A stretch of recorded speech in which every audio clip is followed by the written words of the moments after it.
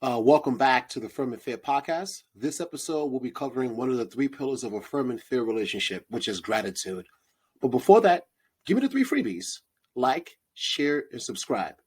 My name is Spencer. I'm your host for the Firm and Fair podcast, and we have work to do. Let's get to it.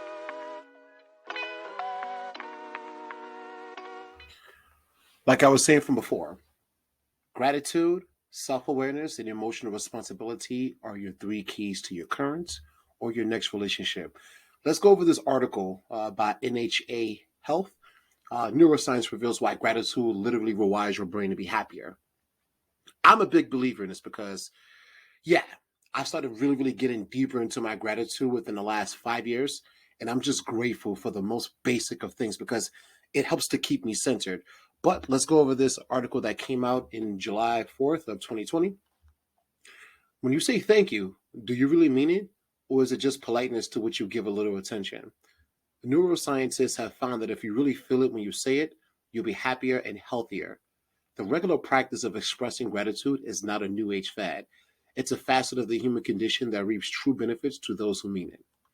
Psychologist Dr. Robert Emmons of the University of California at Davis and Dr. Michael McCullough of the University of Miami published a study in 2015 that looked at the physical outcomes of practicing gratitude.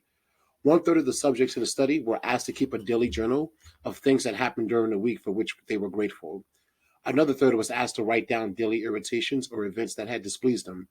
The last third of the group was asked to write down daily situations and events with no emphasis on either positive or negative emotional attachment. At the end of the 10-week study, each group was asked to record how they felt physically and generally about life. The gratitude group reported feeling more optimistic and positive about their lives than the other groups. In addition, the gratitude group was more physically active and reported fewer visits to a doctor than those who wrote about only their negative experiences. So here are some of the benefits to the better gratitude group.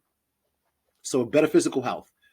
Other research into physical effects of gratitude report even more tangible results. Focusing on the positive and feeling grateful can improve your sleep quality and reduce feelings of anxiety and depression.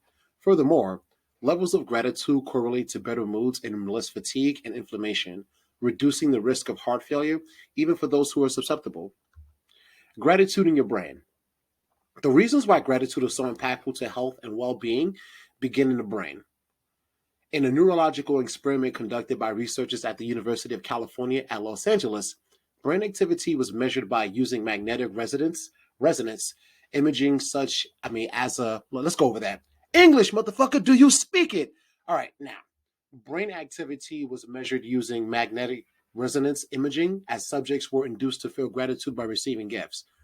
The areas of the brain showing increased activity were the anterior cingulate cortex, whatever the hell that is, and the medial prefrontal cortex, those associated with moral and social cognition, reward, empathy, and value judgment. This led to the conclusion that the emotion of gratitude supports a positive and supportive attitude towards others and feeling a relief from stressors. Oh, yeah. I really dig deep into gratitude because it allows me to really shove away the bad parts of my life. And the silver lining, what do I have to be grateful about? And based upon that list, it allows for me to not feel as bad as I could for myself because, for some reason, the way how we have life is created to make things just hard for the average person. Now, gratitude activates the hypothalamus as well, with downstream effects on metabolism, stress, and various behaviors. The hypothalamus is located at the base of the brain and regulates hormones responsible for many critical functions, such as body temperature, emotional responses, and survival functions like appetite and sleep. One of the neurochemicals associated with the parts of the brain affected by gratitude is dopamine, a pleasure hormone. The positive influence of gratitude on mental health continues past an isolated event if the emotion is relived. Let's say that again. The positive influence of gratitude on mental health continues past an isolated event if the emotion is relived. So it isn't the law of diminishing returns. The deeper you get into gratitude, the more happier you could become as an individual.